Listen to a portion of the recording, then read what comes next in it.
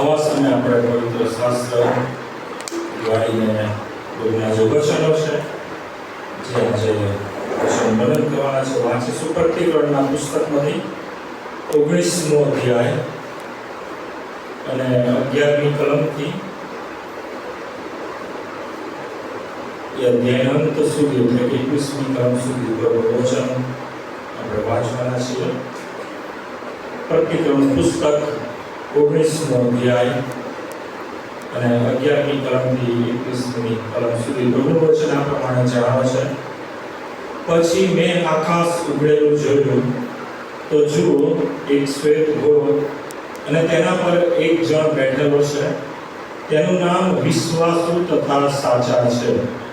તે પ્રામાણિકપણે ન્યાય તથા લડાઈ કરે છે. તેમની આંખો અગ્નિની જ્વાળા જેવી છે અને તેમના માથા પર ઘણા મુગટ છે.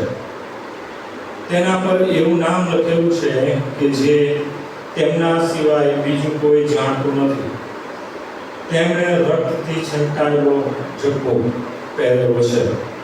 તેમનું નામ ઈશ્વરનો શબ્દ છે. આકાશમાંના સૈન્ય શ્વેત ઘોડા પર સવાર થઈને ઉજળા તથા શુદ્ધ મારીક્ષરના વસ્ત્રો પહેરીને તેમની પાછળ ચાલ્યા. તેમના મોંમાંથી ધારવાળી તલવાર નીકળે છે કે તે વડે તે વિદેશીઓને મારે. તે લોડાના દંડથી તેઓના પર અધિકાર ચલાવશે અને સર્વશક્તિમાન ઈશ્વરના સખત કોપનો દ્રાક્ષાકોપ તે કુંદે છે. તેમના જબ્બા પર તથા તેમની જાંઘ પર રાજાઓના રાજા તથા પ્રભુઓના પ્રભુ એવું નામ લખેલું છે. પછી મેં એક દૂતને સૂર્યમાં ઊભો રહેલો જોયો. તેણે અંતરિક્ષમાં ઉડનારા સર્વ પક્ષીઓને મોટે સાથે હાથ મારી, તમે આવો અને ઈશ્વરના મોટા જમણને માટે એકત્ર થાઓ, કે તમે રાજાઓનું, સેનાપતિઓનું, શૂરવીરોનું, ઘોડાઓનું અને સવારોનું, સર્વ સ્વતંત્ર તથા દાસોનું, નાના તથા મોટાનું માંસ ખાઓ. પછી મેં શ્વાપ પર પૃથ્વીના રાજાઓ તથા તેઓના સૈન્યને ઘોડા પર બેઠેલાની સામે તથા તેમના સૈન્યની સામે લડવાને એકત્ર થયેલા જોયા. શ્વાપ પકડાયું અને તેની સમક્ષ જે છૂટા પગદગે ચમત્કારો દેખાડીને શ્વાપની છાપ લેનારાઓને તથા તેની મૂર્તિ પૂજનારાઓને ભમાવ્યા હતા, તેને પણ તેની સાથે પકડવામાં આવ્યો. એ બંનેને ગંધકથી બળનારી અગ્નિની ખાઈમાં જીવતા જ નાખી દેવામાં આવ્યા. જેઓ બાકી રહ્યા તેઓ ઘોડા પર બેઠેલાના મોંમાંથી નીકળતી તલવારથી માર્યા ગયા અને તેઓના માંસથી સર્વ પક્ષીઓ મૃત થયા. આ પ્રભુનું વચન છે. પ્રભુ વચન સમજવા, સમજાવવા અને સ્વીકારવા પ્રભુ કૃપા પૂરી પાડે. આપ સૌને પ્રભુ શ્રી નામમાં પ્રેમ સલામ પાઠવતા આજના રવિવારની આ ભક્તિ સેવામાં આપ સૌને આવકાર કરું છું. પ્રભુ મહાન છે અને પ્રભુ એ દેવ દરેક પરિસ્થિતિમાં કાર્યરત છે. એમ જો આપણે વિચારીએ કે માનવીય બળ કે માનવીય વિચાર કે માનવીય જ્ઞાન કે જેની મર્યાદા ઠરાવેલી છે, એના આયુષ્યની પણ મર્યાદા ઠરાવેલી છે, પરંતુ દેવની બુદ્ધિ, દેવનું જ્ઞાન, દેવનો સમય, દેવનું કાર્ય, એ બધી બાબતો એ વાળો આપણે કરી શકતા નથી, કારણ કે એની કોઈ લિમિટ નથી, એમની કોઈ બી જાતની સીમા નથી. આપણો દેવ, આપણો પ્રભુ એવી પરિસ્થિતિમાં કામ કરે છે કે જે બાબતો માણસોને અશક્ય છે એ દેવને શક્ય છે. આ પ્રભુને સર્વ બાબતો શક્ય છે અને પ્રભુ એવી બાબતો આ દિન સુધી કરી છે, કરી રહ્યા છે અને કરશે. પ્રભુ એ માટે મૂસાનો ઉપયોગ કર્યો, જબરજસ્ત ચમત્કારો કર્યા. આ મૂસા કે જેઓ પ્રભુ એવો સેવક કે એ કહે એ થતું. સેવક પ્રાર્થના કરે અને પ્રભુ એ પ્રમાણે કાર્ય કરે. એવી પરિસ્થિતિ કે જ્યાં લોકો પર દેવનો ન્યાય પ્રગટ થયેલો, દેવનું ન્યાય શાસન લાગુ થયું હતું, એવા સમયમાં પણ પ્રભુના સેવકે મધ્યસ્થી કરી કે પ્રભુ આ લોકોને તું માફ કરે. પ્રભુએ સાંભળીને માફ કર્યું. એ લોકોને ફરી નવી તકો પણ આપી. એ લોકોને માફ કરી, એ લોકોને જવાબ પણ દીધા. ચાહે પોતાના ઘરના હોય કે પોતાના લોકમાંના હોય કે વિદેશીમાં હોય. ઘણા બધા એવા બનાવો છે વાળા. પ્રભુના વચનો વાંચીએ છીએ તો એમાંથી આપણને બધી બાબતો પ્રાપ્ત થાય. તેમ છતાં પણ ઘણી વખત આપણે માનવીય બુદ્ધિ, માનવીય જ્ઞાન અને માનવીય વિચારોથી પ્રભુને સમજવા જઈએ છીએ, માપવા જઈએ છીએ, પારખવા જઈએ છીએ.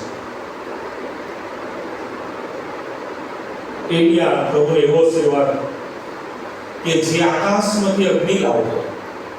જ્યારે એને પકડવાના માટે રાજાઓ એ સિપાહીઓ મોકલતા હતા અને બાઇબલમાં એ બધી બાબતોની નોંધ.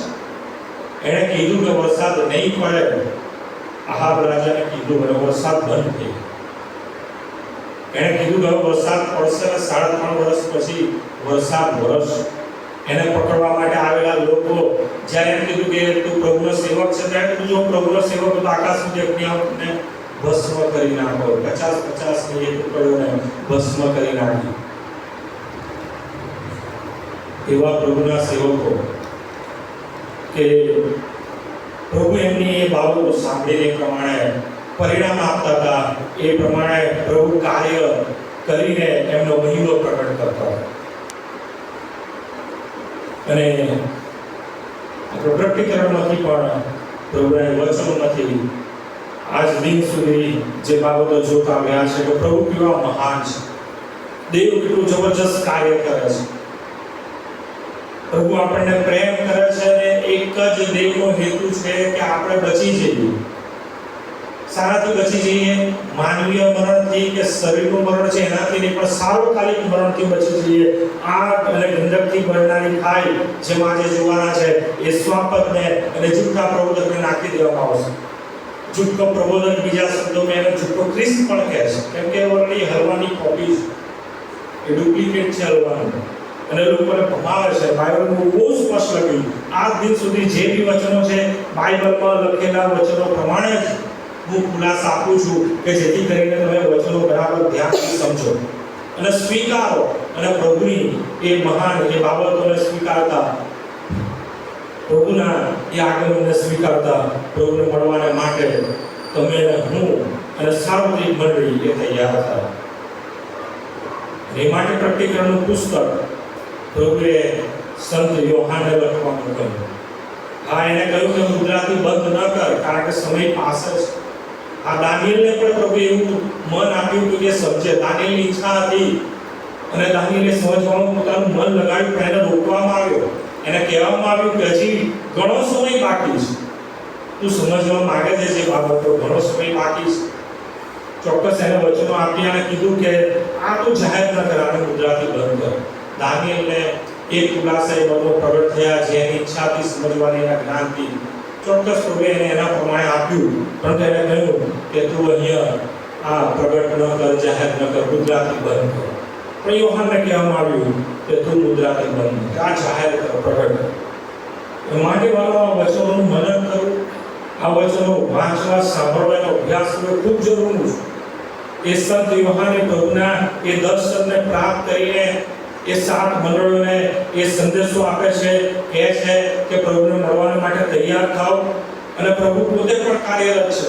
પ્રભુ જેમ આજે આપણે ગીત ગાયું, આકાશ ગમન કેમ થવું, 136 નંબર. પ્રભુ આકાશમાં ગયા અને દેવના સ્વર્ગીય રાજ્યમાં પ્રભુએ ઓળ્યું, હાથમાં લીધું, એ મુદ્રાઓ તોડી એ પ્રમાણે કાર્ય થયું.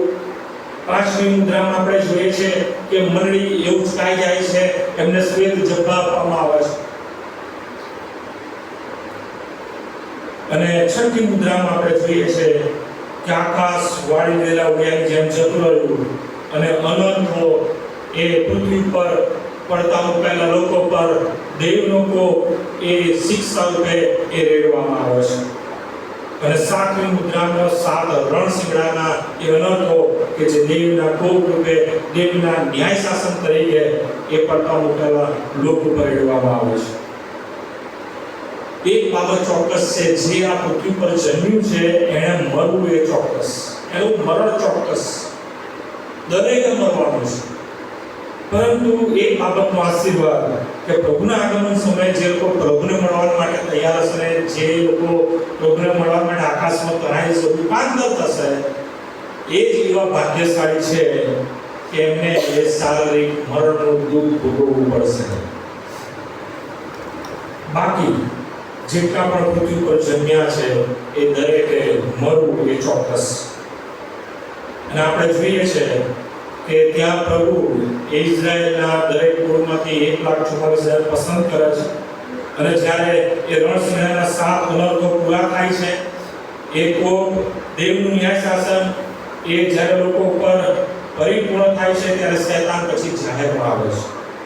અને શૈતાન એ સ્વાપરને લઈને આવે છે કે જેને અગાઉથી તૈયાર રાખવામાં આવ્યું હતું. અને એ સ્વાપર ત્યાં જાહેરમાં આવે છે. એની સાથે જૂઠો પ્રબોધક આવે છે અને એ લોકો એ 1,44,000 જે મુદ્રિત થયા હતા એ લોકોને સતાવે છે. જોકે એની સાથે સાથે 2 પ્રભુના મહાન સેવકો, 2 જૈતુનના ઝાડ, 2 દેવી, 2 પ્રબોધકો પ્રભુના લોકોની પાસે મોકલે છે. અને ઇઝરાયલમાં 1,44,000 થયેલાની પાસે એ 2 પ્રભુના મહાન સેવકો જેને ઉત્તેજન આપે છે, એમને તૈયાર કરે છે સતાવણીના માટે. કારણ કે સ્વાપર એની છાપ લેવા માટે એમને બહુ જ સતાવે છે. અને આપણે જોઈએ છે પ્રતિક્રમ 11 અધ્યાયમાં કે 2 એ પ્રબોધકોનો એ પ્રભુના પ્રબોધકોનો અને સેવકોનો એ સ્વાપર નાશ કરે છે. 11:7 જ્યારે તેઓ પોતાની સાક્ષી પૂરી કરશે, એટલો સમય 42 મહિનાનો સમય, 42 મહિનાનો સમય 1,44,000 સંતોના માટે, 42 મહિનાનો સમય આ 2 સાક્ષીઓના માટે, 2 પ્રભુના એ સેવકો પ્રબોધકો કે જે 1,44,000 સંતોની સાથે છે, અને સ્વાપદના માટે એ જૂઠા પ્રબોધકના માટે 42 મહિનાનો સમય. અને પછી શું થાય છે? એ 42 મહિનાના સમય પછી 11:7 કલમ જ્યારે તેઓ પોતાની સાક્ષી પૂરી કરશે, ત્યારે જે સ્વાપદ મંડળમાંથી નીકળે છે તે તેઓની સાથે લડાઈ કરીને તેઓને જીતશે અને તેઓને મારી નાખશે. એમના મળદા એ 3.5 દિવસ સુધી પડી રહે છે. 11મી કલમ 3.5 દિવસ પછી ઈશ્વર તરફથી જીવના આત્મા તેઓમાં પ્રવેશ્યો અને આકાશમાં ઉચકાઈ ગયા જ્યાં મંડળી હતી ત્યાં. અને બહુ સ્પષ્ટ લખવામાં આવ્યું છે એ સ્વાપદના માટે કે 13મો અધ્યાય વાંચો, પર્ટિક્યુલર 13મો અધ્યાય અને 5મી કલમથી. અને મોટી મોટી વાતો બોલનાર તથા ઈશ્વર નિંદા કરનાર મોત તેને આપવામાં આવ્યું. 42 મહિના સુધી તે એમ કર્યા કરે એવો અધિકાર તેને આપવામાં આવ્યો કે ઈશ્વરની નિંદા કરવા માટે પોતાનું મોં ઉગાડ્યું કે તેના નામની, તેના મંડળની અને આકાશમાં જે ઉચકાઈ ગયા છે એ રહેનારાઓની નિંદા કરે. અને તેને એવું સામર્થ્ય પણ આપવામાં આવ્યું કે સંતોની સામે લડે અને તેઓને જીતે. બહુ સ્પષ્ટ લખવામાં આવ્યું છે કે સંતોને જીતે. બીજા શબ્દોમાં કે સંતોને મારી નાખે. પછી 13મો અધ્યાય અને 15મી કલમ. અને તેને એવું સામર્થ્ય આપવામાં આવ્યું કે તે સ્વાપદની મૂર્તિનો પ્રાણ ફૂંકે જેથી તે સ્વાપદની મૂર્તિ બોલે. અને જેટલા માણસો સ્વાપદની મૂર્તિની આરાધના ન કરે, કોણ નહીં કરે? 1,44,000 સંતો તેટલાને તે મારીને નખાવે. અને એમના મરણ પછી દેવનો કોપ એ વધારે બહુ જ ઉગ્રતાથી સળગી ઉઠે છે. અને દેવનો કોપ એ છેલ્લા 7 અનર્થોના પ્યાલાથી એ પરિપૂર્ણ કરવામાં આવે છે. સ્વાપદ ઉપર એની છાપ લેવાવાળા, કારણ કે જેટલા પણ પૃથ્વી પર બાકી રહ્યા એ બધા જ સ્વાપદની છાપ લેવાના હતા. અને એમના ઉપર એ 7 પ્યાલાનો કોપ વરસાવવામાં આવે છે. 16મો અધ્યાય બહુ ધ્યાનથી વાંચો, બહુ સ્પષ્ટ છે. બીજી કલમ ત્યારે પર્ટિક્યુલર 16 બીજી કલમ ત્યારે પહેલાનું તે જરીને પોતાનું પ્યાલું પૃથ્વી પર રેડી દીધું. એટલે જે માણસો પર સ્વાપદની છાપ હતી, એક વચન, એક કલમ વાળો બાઇબલ કે જે પ્રમાણે આપણે જોઈએ છે, અને બધાની ઉપર એ 7 પ્યાલાના અનર્થો રેડવામાં આવ્યા, જબરજસ્ત માર મારવામાં આવ્યો. અને પછી શું થયું? બહુ જબરજસ્ત કામ થયું. પછી દેવ પોતે, પ્રભુ ઈસુ ખ્રિસ્ત પોતે એ 1,44,000 જે સંતો છે કે જેમનું પુનરુત્થાન થાય છે. પુનરુત્થાન માટે ફરીથી જોઈએ કોનું પુનરુત્થાન છે? 20મો અધ્યાય, પ્રકટીકરણનું પુસ્તક 20મો અધ્યાય, અને ત્યાં આપણે જોઈએ 20 ચોથી કલમ થઈ ગઈ. પ્રકટીકરણ 20 ચોથી કલમ. પછી મેં રાજ્યાસનો જોયા, તે ઉપર જે બેઠેલા, તે ઉપર જે લોકો બેઠા હતા તેમને ન્યાય કરવાનું સોંપવામાં આવ્યું. ઈશ્વરની સાક્ષીને લીધે, બહુ ધ્યાનથી વાંચો, ઈશ્વરની સાક્ષીને લીધે તથા ઈશ્વરના વચનને લીધે જેનો શિર છેદ થયો હોય. એટલે કે પ્રભુના વિશ્વાસમાં, વચન પરના વિશ્વાસમાં જે લોકો મૃત્યુ પામ્યા, વચનની આધીનતામાં વિશ્વાસમાં રહીને જે લોકો મૃત્યુ પામ્યા, એ લોકો પછી લખ્યું છે તથા જોએ સ્વાપદની તથા તેની મૂર્તિની પૂજા કરી નહોતી અને પોતાના કપાળ પર અથવા પોતાના હાથ પર તેની છાપ લીધી નહોતી, તેઓના આત્માઓને મેં જોયા, તેઓ જીવતા થયા. મરી ગયા હોય તો જીવતા થાય, મરી ના ગયા હોય તો કેથી જીવતા થાય? જે લોકો પ્રભુમાં મૃત્યુ પામ્યા છે એ લોકો તથા 1,44,000 સંતો કે જેઓએ સ્થાપકની તેની મૂર્તિની પૂજા કરી નહોતી, એમની છાપ લીધી નહોતી, એ લોકોના આત્માઓને જે લોકો જીવતા થયા. બહુ સ્પષ્ટ લખ્યું છે, આગળ વાંચો. ખ્રિસ્તની સાથે 1000 વર્ષ રાજ કર્યું. 5મી કલમ. મુએલામાંના જેઓ બાકી રહ્યા તેઓ તે 1000 વર્ષ પૂરા થતા સુધી જીવતા થયા નહીં. એ જ પહેલું પુનરુત્થાન છે. પહેલા પુનરુત્થાનમાં છે ને ભાગ છે તે ધન્ય તથા પવિત્ર છે. એવા ઉપર બીજા મરણનો અધિકાર નથી. પ્રભુ દેવ હવે બહુ મોટો આશીર્વાદ આપે છે એના પસંદ કરેલા લોકને, એના વિશ્વાસમાં મૃત્યુ પામેલા લોકનું પુનરુત્થાન થાય છે. જે 1,44,000 સંતો હતા એમના આત્મા પણ જીવતા થયા. એ લોકો પ્રભુની સાથે ક્યાં છે હવે? તમે જુઓ 14મો અધ્યાય, પ્રકટીકરણ 14મો અધ્યાય. પછી મેં જોયું તો જો સિયોન પહાડ પર હલવાનું ગયું હતું અને તેની સાથે 1,44,000 સંતો હતા. 1,44,000 સંતો સાથે પ્રભુમાં ઊંઘી ગયેલા જે દરેક વિશ્વાસી એના વચનમાં, એના વિશ્વાસમાં સુધી ટકી રહ્યા, મરણ પર્યંત વિશ્વાસ રહ્યા, દરેક પુનરુત્થાન પામ્યા. તેના પુનરુત્થાનમાં ભાગીદાર દરેક હવે પ્રભુ ઈસુની સાથે 1,000 વર્ષ રાજ કરવા માટે એ લોકો પુનરુત્થાન પામ્યા. અને એની સાથે ઉંચકાઈ ગયેલી મંડળી, સાર્વત્રિક મંડળી, એ પણ એની સાથે બધા જ ક્યાં છે? સિયોન પર્વત. હવે પ્રશ્ન એ થાય, આજે આપણે ગીત ગાયું 136 નંબરનું આકાશ ગમન કેમ થયું? ક્યાંથી થયું? પ્રભુ ઈસુ ક્યાંથી ગયા હતા? જૈતુન પર્વત પર. અને પાછા ક્યાં આવશે? જૈતુન પર્વત પર જ આવશે. તો સિયોન પર્વતનું નામ કેમ ના? તો વાત સાચી છે. જકારિયા પ્રવચનનું પુસ્તક ખોલીએ. મારી સાથે ખોલો જકારિયા પ્રવચનનું પુસ્તક 14મો અધ્યાય. બહુ ધ્યાનથી આ વચનો સમજજો. બાઇબલમાં એક પ્રભુના સેવકોના લખાયેલા વચનો બરાબર એક સુસંગત છે. હા, ઘણી વખત આપણે એને સળંગ જોઈએ છે, એક સાથે એને વાંચી કાઢીએ છીએ, પરંતુ એક કલમ વચ્ચે, એક વાક્ય વચ્ચે પણ ઘણો બધો તફાવત હોય છે અને સમય સંજોગો પરિસ્થિતિ બદલાતા હોય છે. અહીંયા પણ આપણે જોઈએ અને જ્યારે બાબત આવશે સમજવા માટે હું તમને વચન ચોક્કસ બાઇબલમાંથી તમને બતાવીશ. જકારિયા પ્રવચનનું પુસ્તક 14મો અધ્યાય 4થી કલમ. તે દિવસે, કયા દિવસે? હવે પ્રભુ સાક્ષાત પ્રભુ દેવ એ આકાશમાંથી ઉતરી આવશે અને પૃથ્વી ઉપર કઈ જગ્યાએ આવશે તો એ અહીંયા લખ્યું છે. વાંચો કોઈ 4થી કલમ તમારામાંથી સવાજો બધી. તે દિવસે તેના પર યરૂશાલેમની સામે પૂર્વ દિશાએ આવેલા જૈતુન પર્વત પર ઊભા રહેશે, ને જૈતુન પર્વત વચ્ચોવચ્ચથી પૂર્વ તરફ ને પશ્ચિમ તરફ ફાટશે, જેથી બહુ મોટી ભીડ થઈ જશે. અડધો પર્વત ઉત્તર તરફ ને અડધો દક્ષિણ તરફ ખસી જશે. પ્રભુનું વચન બહુ સ્પષ્ટ છે. એ જ પ્રમાણે થશે વાળો, એ જ પ્રમાણે એઝ ઇટ ઇઝ લખવામાં આવ્યું છે. એ પ્રમાણે પ્રભુ જ્યારે આકાશમાંથી ઉતરશે, પ્રભુ ઈસુ ખ્રિસ્ત જૈતુન પર્વત પર જ ઉતરશે. અને જેમ લખ્યું છે એ પ્રમાણે બહુ સ્પષ્ટ શું લખ્યું છે? બહુ ધ્યાનથી વાંચો 4થી કલમ.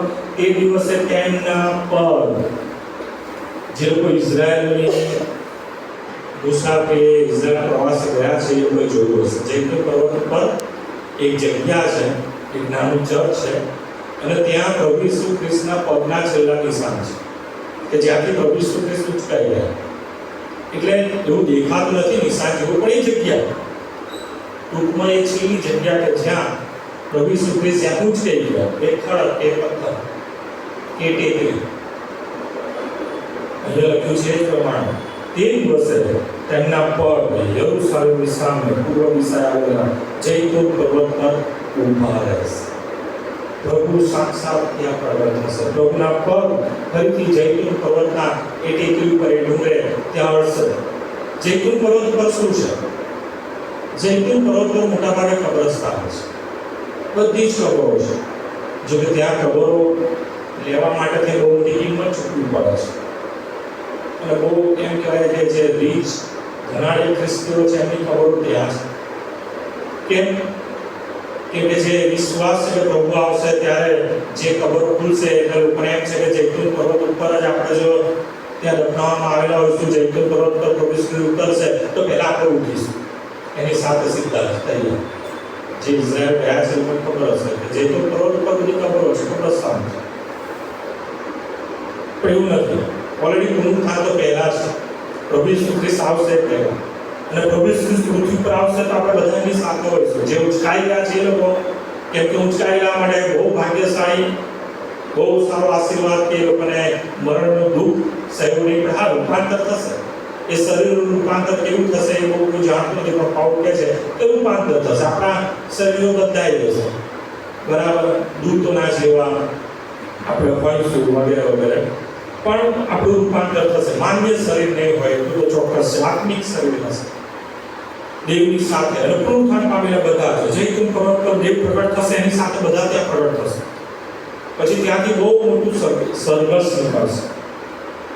જેમ 1,44,000 સંતો આવ્યા છે. આપણે 14મા અધ્યાયમાં જોઈ ગયા કે એ લોકો વીણા વગાડતા હતા. જૈતુન પર્વત પરથી પ્રભુ ઈસુ ખ્રિસ્ત, અહીં એક બાબત પણ સમજવા જેવી છે કે પ્રભુ ઈસુ ખ્રિસ્ત આવશે પહેલા જ ઓલરેડી એવું કહેવાય છે. જો કે લખવામાં આવ્યું નથી, પણ આપણે એટલું ચોક્કસ જોઈએ છે જ્યારે છઠ્ઠું રણસિંગડું વાગે છે, આપણે પ્રતિક્રમ આવીએ ફરી, અને એમાંથી આપણે સમજીએ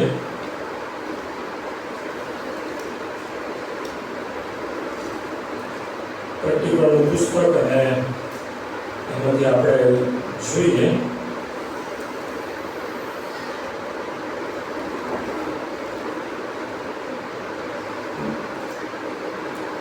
નવમી કલમમાં, પ્રતિક્રમનું પુસ્તક અને તેનો 9મો અધ્યાય,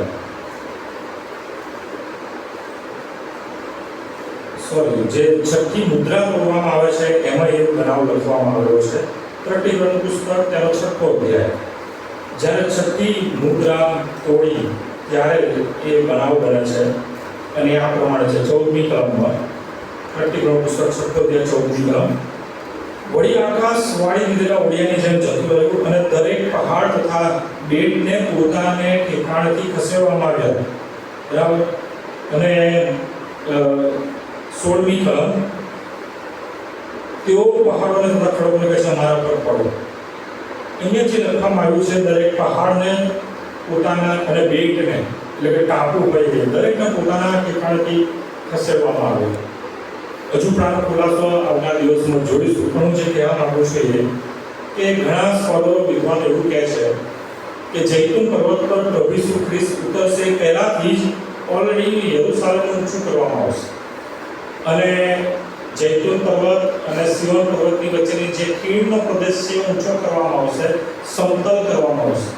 અને જ્યારે પ્રભુ ઈસુ ખ્રિસ્ત જૈતુન પર્વત પર ઉતરશે, અને જે બનાવ છે પ્રમાણે જકરિયા પ્રવક્તાના પુસ્તકમાંથી આપણે જોઈ ગયા પ્રમાણે બાબતો બનશે. અને જે સમતલ થઈ ગયેલો ભાગ છે, એટલે કે પ્રભુ ઈસુ ખ્રિસ્ત સીધા જૈતુન પર્વત પરથી મોટા એ સરઘસના રૂપે, એક રેલીના રૂપે, 1,44,000 સંતોના ક્વારની સાથે ક્યાં જશે? ચાલતા સિયોન પર્વત જશે. અને યહૂદીઓની માન્યતા છે, અને ઘણા યહૂદી સ્કોલરો આ બાબત સ્વીકારે છે, ક્રિશ્ચન વિદ્વાનો પણ આ સ્વીકારે છે. બાઇબલમાં નથી લખ્યું, પણ જે બહુ અગત્યની બાબત છે એ જ હું ખાલી કહું છું. બાકી ઘણા બધા વિચારો હોય છે, ઘણી બધી બાબતો, સંભાવનાઓ, કલ્પનાઓ હોય છે, પણ હું ફક્ત ને ફક્ત બાઇબલ પરથી જે આધાર લઈને તમને કહું છું. પણ આ એક બાબત સાંભળવા જેવી છે. કારણ છે કે પ્રભુ ઈસુ ખ્રિસ્ત એ દરવાજામાં થઈને એ જગ્યાએ પહોંચશે, સિયોન પર્વત પર. અને એ દરવાજાનું નામ છે ગોલ્ડન ગેટ. બધા દરવાજા તૂટી ગયા છે. યરુશલેમના કોઈ દરવાજા રહ્યા નથી, પણ ગોલ્ડન ગેટ આ દિન સુધી એવો ને એવો છે. જેવો ઇઝરાયલ ગયા છે એ ખબર હશે. અને એ ગોલ્ડન ગેટ બંધ રાખવામાં આવે છે, પથ્થરોથી ચણી દેવામાં આવે છે, સીલ કરી દેવામાં આવે છે. કેમ? કેમ કે ઘણા એવા લોકો ઊભા થયા જૂઠા ખ્રિસ્ત કે પોતાને મસીહા બતાવતા એ ગોલ્ડન ગેટમાંથી પ્રવેશ કરે અને સિયોન પર્વત પર આવીને કહે છે, હું મસીહા છું, હું ખ્રિસ્ત છું, હું આવી ગયો છું. એવી રીતના ઘણા લોકો જાહેર કરતા હતા. અને એક જાતનું રમૂજનું એ સાધન થયું. અને એટલે જ બહુ શરૂઆતથી રોમન સમયથી જાણ કે એ બંધ કરી દેવામાં આવે છે ગોલ્ડન ગેટ, સોનેરી દરવાજો. પણ એ એઝ ઇટ ઇઝ એવો ને એવો છે. અને એ એક જ દરવાજો એવો છે કે પૂર્વ બાજુ છે, એટલે કે જૈતુન પર્વત બાજુ. અને પ્રભુ ઈસુ ખ્રિસ્ત આખા સરઘસ સાથે એ ગોલ્ડન ગેટ એ દરવાજામાં થઈને સિયોન પર્વત પર જશે. અને એ જે ભવિષ્ય વચનો યહૂદી માન્યતા પ્રમાણે આપવામાં આવ્યા છે કે મસીહા એ જ હશે કે જે ગોલ્ડન ગેટથી આવશે. અને શું કહે છે ખબર છે? એ સિયોન પર્વત પર આવશે ગોલ્ડન ગેટથી અને એના રાજ્યની શરૂઆત થશે, રાજ કરશે, રૂલિંગ કરશે, આખી પૃથ્વી ઉપર રાજા થશે. આ એમની માન્યતા છે. તો વાત સાચી છે. પ્રભુ ઈસુ ખ્રિસ્ત એ જ પ્રમાણે એમના રાજ્યની શરૂઆત કરે છે. પ્રકટીકરણ 14નો અધ્યાય. અને ત્યાં આપણે જોઈએ છે કે 1,44,000 એ સંતો, પ્રભુ ઈસુ ખ્રિસ્ત અને બહુ જ એમ કહેવાય કે મોટી સંખ્યામાં એનાથી ગણી ના શકાય એટલા બધા લોકોનો સમુદાય, ઉંચકાઈ ગયેલી મંડળી. અને એક જાતનું આ ચિત્ર એવું હશે કે કોઈકના લગ્નમાં આપણે જઈએ અને વરરાજા અને કન્યા જેમ તૈયાર થયેલા હોય અને એ જ પ્રમાણે આપણે દિવસોનો 19 અધ્યાયમાંથી એ જ બાબત વાંચી ગયા હતા કે આ તો હલવાના લગ્નનો દિવસ, કન્યા તૈયાર છે, બાળ ગીતો ગાય છે, વરરાજા અને કન્યાને શું આપવામાં આવ્યું છે? ડ્રેસ કોડ જે આપણે ગયા રવિવારે જોયા કે 19મો અધ્યાય અને તેની 6ઠ્ઠી કલમથી બહુ ધ્યાનથી ત્યાં વાંચે એક શબ્દ એક વાક્ય શું કહે છે? પ્રકટીકરણ 19મો અધ્યાય 6ઠ્ઠી કલમ. મોટા જનસમૂહના જેવી. તમે અહીંયા શબ્દમાં જોઈ શકો છો, મોટા જનસમૂહના જેવી, ઘણા પાણીના પ્રવાહ જેવી. જ્યારે લોકોનો બહુ મોટો સમુદાય જ્યારે હુંકારો પાડે કે એ જયકાર કરે તો એ વાણીનો અવાજ કેવો હોય છે? જેમ દરિયાનું મોજું આવે ને એ અવાજ આવે. ભલે તમે ગમે એટલા દૂર હો દરિયાથી, પણ એ અવાજ બહુ જબરજસ્ત હોય છે. આ લેખક એના પ્રભુનું વચન તમને સમજાવવા માંગે છે કે અવાજ કેવો છે. ઘૂંઘવાટા માર્ગ, ઘણા પાણીનો અવાજ, મોટા જનસમૂહના જેવી તથા ઘણા પાણીના પ્રવાહ જેવી તથા ભારે ગર્જનાઓના જેવી વાણીને એમ બોલતી સાંભળી. હાલેલુયા! કેમ કે હવે સર્વશક્તિમાન પ્રભુ આપણો ઈશ્વર, આપણો દેવ એ રાજ કરે છે. ક્યાંથી? સિયોન પર્વત. કેમ કે જૈતુન પર્વત પરથી આવ્યા, ગોલ્ડન ગેટ પરથી પ્રવેશ પામ્યા, સિયોન પર્વત પર છે અને હવે ત્યાંથી દેવ રાજ કરી રહ્યા છે. અને શું કહે છે? 7મી કલમ. આપણે આનંદ કરીએ તથા બહુ હર્ષ પામીએ અને તેમને મહિમા આપીએ, કેમ કે હલવાના લગ્નનો દિવસ આવ્યો છે. તેમની કન્યાએ પોતાને તૈયાર કરી છે. બધા જ એ પ્રભુના આગમનમાં, એટલે કે પૃથ્વી પરના એ આગમનમાં બધા જ હવે સામેલ છે. ઉચકાઈ ગયેલી મંડળી, પુનરુત્થાન પામેલા બધા જ લોકો, 1,44,000 સંતો સહિત બધા જ હાજર છે. કન્યાએ પોતાને તૈયાર કરી છે. કોઈ બાકી નથી. બાકી કોણ છે? ખાલી પડતા મુકાયેલા લોકો જ બાકી છે. બધા હાજર છે. અને શું છે? ડ્રેસ કોડ 8મી કલમ. કન્યાએ પોતાને તૈયાર કરી છે. 8મી કલમ. ત્યારે તેજસ્વી, સ્વચ્છ તથા બારીક્ષણનું વસ્ત્ર પહેરવા દીધું છે. તે બારીક્ષણનું વસ્ત્ર સંતોના ન્યાયી કૃત્યો છે. અને હવે શું થશે? હવે જ્યારે આવું થયું તો કોને નહીં ગમે? ઓલરેડી સ્વાપત છે, જૂઠો પ્રબોધક છે, શેતાને પોતાનો અધિકાર એમને આપ્યો છે. હવે શેતાને બહુ ઉશ્કેરે છે કે મેં મારો અધિકાર આપ્યો, મારું રાજ્યસ્થાન આપ્યું, કંઈક કરો, હવે આ તો આવી ગયા અહીંયા પ્રભુ ઈસુ ખ્રિસ્ત અને રાજ કરવા લાગ્યા છે. અને ત્યારે શું થશે? ત્યારે આ પ્રમાણે થશે. આપણે ફરીથી વાંચીએ આગળ. પ્રકટીકરણનું પુસ્તક અને ત્યાં આપણે જે પ્યાલાઓના અનર્થ છે એમાં એ 16મો અધ્યાય અને 12મી કલમથી બહુ ધ્યાનથી ફરી આપણે સમજો. પ્રકટીકરણ 16મો અધ્યાય 12મી કલમ. પછી છઠ્ઠાએ પોતાનું પ્યાલું મોટી નદી પર એટલે ખાત પર રેડી, એટલે પૂર્વથી જે રાજાઓ આવનાર છે તેઓને માટે રસ્તો તૈયાર થાય, માટે તેનું પાણી સુકાઈ ગયું. ત્યારે પેલા અજગરના મોંમાંથી તથા સ્વાપદના મોંમાંથી તથા જુઠ્ઠા પ્રબોધકના મોંમાંથી દેવિકાના જેવા 3 અશુદ્ધ આત્મા નીકળતા મેં જોયા. કેમ કે તેઓ ચમત્કારો કરનાર દુષ્ટ આત્માઓ છે, જેઓ સર્વશક્તિમાન ઈશ્વરના મહાન દિવસની લડાઈના માટે આખા જગતના રાજાઓને એકત્ર કરવા માટે તેઓની પાસેથી બહાર જાય છે. પૃથ્વી પરના એ પડતા મુકાયેલા લોકોમાં પૃથ્વી પરના મહાન રાજાઓ છે. એ રાજાઓને ભેગા કરવા, ઇન્વિટેશન આપવા માટે આ 3 દુષ્ટ આત્માઓ નીકળીને એમને બોલાવવા માટે, કોલ આપવા માટે બહાર જાય છે. અને શું થાય છે? 16મી કલમ. હિબ્રુ ભાષામાં જેને હાર મકીદોન કહે છે તે સ્થળે તેઓને એકત્ર કર્યા. આ જગ્યા ક્યાં આવી છે? ઇઝરાયલમાં છે. અને ક્યાં છે? સિયોન પર્વતની ઉત્તરની બાજુ. અને કયો પર્વત? કાર્મેલ પર્વતની પૂર્વ બાજુએ. જેઓ કાર્મેલ પર્વત ગયા હશે ઇઝરાયલની પૂર્વમાં, કાર્મેલ પર્વત પરથી તમે પૂર્વ બાજુએ જુઓ, બહુ મોટું મેદાન છે.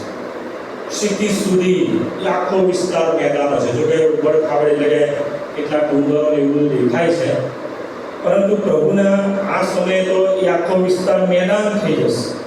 બરાબર? કેમ કે ત્યાં લખવામાં આવ્યું છે કે રાજાઓ આવશે પહેલા ફ્રાત નદી સુકાઈ જશે. ક્યાંથી આવશે? તો મુખ્ય રાજાઓ જે આગેવાની લેનાર હશે લોકો પૂર્વના હશે.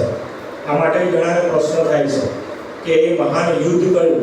તો એ મહાન યુદ્ધ હરમગીદોનનું છે. એ હરમગીદોન જગ્યા કઈ? તો એ સિયોન પર્વતની ઉત્તર બાજુએ અને કાર્મેલ પર્વતની પૂર્વ બાજુએ એ મોટું મેદાન છે, સપાટ એ આખો મેદાની વિસ્તાર. અને ત્યાં એ લોકો ભેગા થશે. શાના માટે ભેગા થશે? સિયોન પર્વત ઉપર હલવાન, એના પસંદ કરેલા લોકો, એટલે કે જે કન્યાઓ હલવાનની સાથે છે સિયોન પર્વત ઉપર, એ લોકોની સાથે લડવા માટે તૈયાર થશે. અને એ જગ્યાને હરમગીદોન કહે છે. કોણ એ લોકો હશે? ઘણા સેવકો કે સ્કોલર એવું કહે છે કે પૂર્વ બાજુએ ફ્રાત નદી એ ઓલરેડી ઈરાકમાંથી વહે છે. એટલે આ સમજવાના માટે બહુ જરૂરી છે કે પૂર્વ બાજુ એટલે કઈ? પૂર્વ બાજુ એટલે ખાલી યરૂશાલેમનું પૂર્વ નહીં. જો યરૂશાલેમનું પૂર્વ આપણે ખાલી ગણીએ તો ખાડી વિસ્તાર અને આજુબાજુના જે દેશો છે એ પણ આવી જાય. પણ ઈરાકમાં વહેતી ફ્રાત નદી એના પછીના દેશો, બહુ ધ્યાનથી વાંચો તમે. 12મી કલમ, પ્રકટીકરણ 16 ને 12. છઠ્ઠાએ પોતાનું પ્યાલું મોટી નદી પર એટલે ફ્રાત નદી પર રેડી દીધું. એટલે પૂર્વથી જે રાજાઓ આવનાર છે, એટલે સ્વાભાવિક છે કે કયા પૂર્વના? તો ફ્રાત નદીથી પૂર્વના, એટલે કે ઈરાકથી પૂર્વ બાજુના દેશો. ઘણા લોકો એક જણને માને છે. બહુ વર્ષો પહેલા એક નામ બહુ ચર્ચિત થયું, રશિયા, USSR. અત્યારે ખલાસ થઈ ગયું. હવે ઘણા એવું માને છે કે ડ્રેગોન જેની નિશાની છે. હું તો માનું છું કે એક એવો દેશ છે જે અત્યારે પોતાના વિશ્વગુરુ કહે છે, એ આ બાજુ છે, ઈરાકની પૂર્વ બાજુ જ છે. એક દેશ નથી, બહુ સ્પષ્ટ લખ્યું છે. શું છે? 12મી કલમ ફરીથી. છઠ્ઠાએ પોતાનું પ્યાલું મોટી નદી એટલે ફ્રાત નદી પર રેડી દીધું. પૂર્વથી જે રાજાઓ આવનાર છે એટલે એક નથી, બહુ બધા છે. એક સાથે ઘણા બધા છે. કેટલા છે ટોટલ એ પણ હું તમને કહીશ. ફરીથી આ હરમગીદોનના યુદ્ધમાં કેટલા જણ સામેલ થાય છે બહુ ડિટેલથી બધો એક વસ્તુ એક બનાવો ભાગમાં આપેલો છે. એ લોકો કોણ છે? પ્રકટીકરણ 17 માં 12મી કલમ. પ્રકટીકરણ 17 અને 12મી કલમ. જે 10 મેળા તમે જોયા તેઓ 10 રાજા છે. આ લોકો કોણ છે? તો 10 રાજાઓ છે સ્વાપદની સાથે. શું કહે છે? તેઓને હજી સુધી રાજ્ય મળ્યું નથી. એટલે પ્રભુના આગમન સુધી એ લોકોને રાજ્ય મળ્યું નથી. એનો મતલબ એ થયો કે આ નવા લોકો છે, નવા રાજ્યો છે, નવા વિશ્વગુરુ છે, તે લોકોને રાજ્ય મળ્યું નથી. આગળ પણ સ્વાપદની સાથે એક ઘડી ભર, સ્વાપદનો સમય કેટલો? ફરીથી ગણો 42 મહિના. સ્વાપદની સાથે એક ઘડી ભર રાજાઓના જેવો. કેમ? કેમ કે જેલમાં ઉંચકાઈ ગયા, મંડળી ઉંચકાઈ ગઈ, 1 લાખ મળ્યા, સંતોને મારી નાખ્યા, તો હવે સપોર્ટની જરૂર હતી.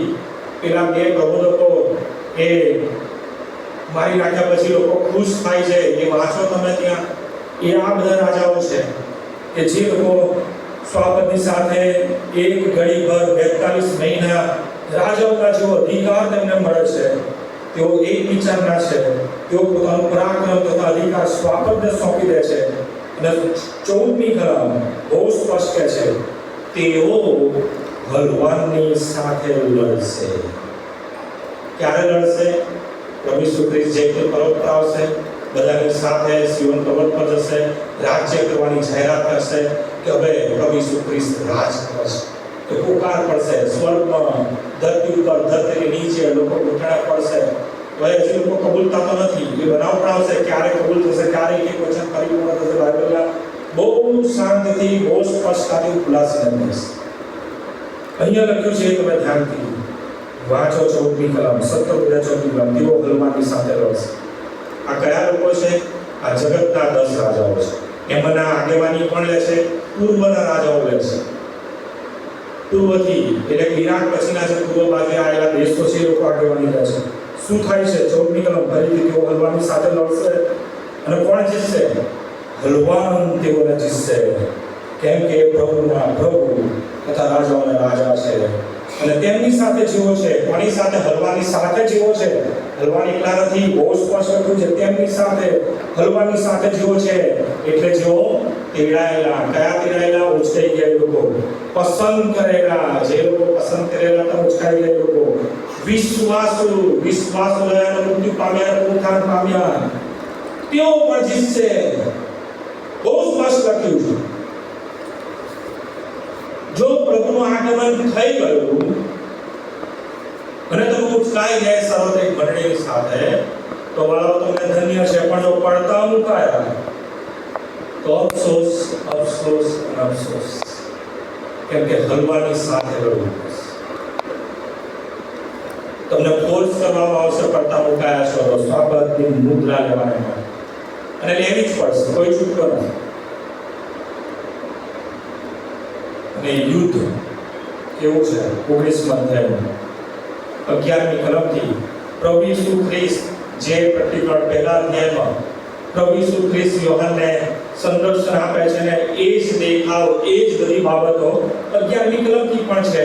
બરાબર. શ્વેત ઘોડા પર બેસીને આવે છે. વિશ્વાસુ સાચા છે, પ્રમાણિક છે, અને ન્યાયી અને પ્રમાણિક પણ લડાઈ કરે છે. આંખો અગ્નિની જ્વાળા જેવી, માથા પર ઘણા મુગટ.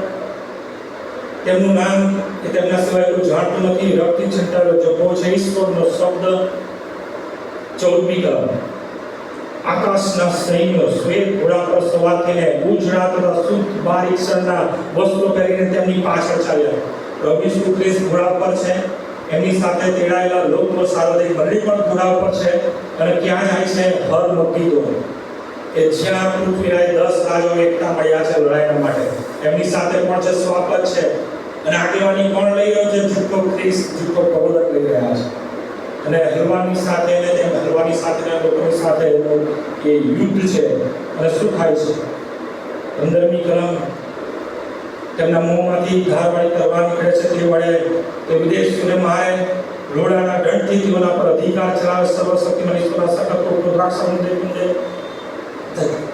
દાનિયેલ જે ખુલાસો આપે છે કે પ્રભુ ઈસુ ખ્રિસ્તનું એક રાજ છે, જે સોનાનું માથું, રૂપાના હાથ અને ભુજા, પિત્તળનું પેટ, અને પછી એ નીચે જાંઘો અને પગનો ભાગ લોડાનો, પાટકનો ભાગ લોડાનો, માટીનો, જુદા જુદા સમય, જુદા જુદા રાજ્યો, જુદો જુદો કાળ, અને પછી એક મોટી શિલા કે જે બધું ભૂકો કરી નાખે છે.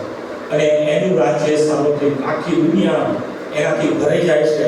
પ્રભુ ઈસુ ખ્રિસ્તનું રાજ્ય અને વાળો કોઈ બી રાજાને લડાઈ કર્યા વગર રાજ્ય મળતું નથી. પ્રભુ ઈસુ ખ્રિસ્ત આ મહાન યુદ્ધ લડે છે. એ શેતાનની સાથે, પ્રબોધકની સાથે, એ જૂઠા ખ્રિસ્તની સાથે એ યુદ્ધ લડે છે. પૃથ્વી પરના એ પડતા મુકાયેલાથી જે 10 મહાન રાજાઓ એ લોકોની સાથે યુદ્ધ લડે છે. અને શું થાય છે? 19મી કલમ પછી મેં સ્વાપર પૃથ્વીના રાજાઓ તથા તેઓના સૈન્ય ઘોડા પર બેઠેલાની સામે તથા તેમના સૈન્યની સામે લડવાની એકત્ર થયેલા જોયા. ક્યાં? હરમકીલોની જગ્યાએ સ્વાપદ પકડાયો. સ્વાપદને પકડવામાં આવ્યું. તેની સમક્ષ જૂઠા પ્રબોધકે ચમત્કારો દેખાડીને સ્વાપદની છાપ લેનારાઓ તથા તેની મૂર્તિ પૂજાઓ ગુમાવ્યા હતા તેમને પણ તેની સાથે પકડવામાં આવ્યા. જૂઠા પ્રબોધકને, જૂઠા ખ્રિસ્તને પણ પકડવામાં આવ્યો. અને પહેલી વખત અહીંયા નરક ત્યાં લખવામાં આવ્યું છે. એ બંનેને, સ્વાપદ અને જૂઠા પ્રબોધકને, બંનેને ગંધકથી બળનારી અગ્નિની ખાઈ. આ માટે કોઈ વિસ્તારથી કોઈ સમજ બાઇબલમાં આપવામાં આવી નથી. ફક્ત એટલું જ કહેવામાં આવ્યું છે, આગ અને ગંધકથી બળનારી ખાઈ કે જે બીજું મરણ છે. એમાં જનાર કદી પાછો આવશે નહીં. એમાં જનાર સદા સર્વકાળ પીડા ભોગવ્યા કરશે. સદા સર્વ, એનો કદી અંત નથી. એ પીડા કેવી છે, શું છે, બહુ ભયંકર બાબતો છે. એની કોઈ વિસ્તૃત સમજ છે નહીં. પરંતુ જ્યારે પ્રભુ નવી પૃથ્વી, નવું આકાશ બનાવશે, એની સાથે સાથે આ ત્રીજી વસ્તુ અસ્તિત્વમાં હશે કે જેનું નામ છે ગંધકથી બળનારી અગ્નિની ખાઈ. અને એમાં શું લખવામાં આવ્યું છે? જીવતા જ નાખી દેવામાં આવ્યા. 21મી કલમ. જેઓ બાકી રહ્યા તેઓ ઘોડા પર બેઠેલાના મોંમાંથી નીકળતી તલવારથી માર્યા ગયા. બહુ સ્પષ્ટ લખ્યું છે, પ્રભુ ઈસુ ખ્રિસ્તના મોંમાંથી નીકળતી તલવાર ક્યાં ક્યાં છે? પ્રકટીકરણ 1 અને 16 વાંચો. તમારા બધી ઝડપથી કોઈ વાંચો પ્રકટીકરણ 1 અને 16.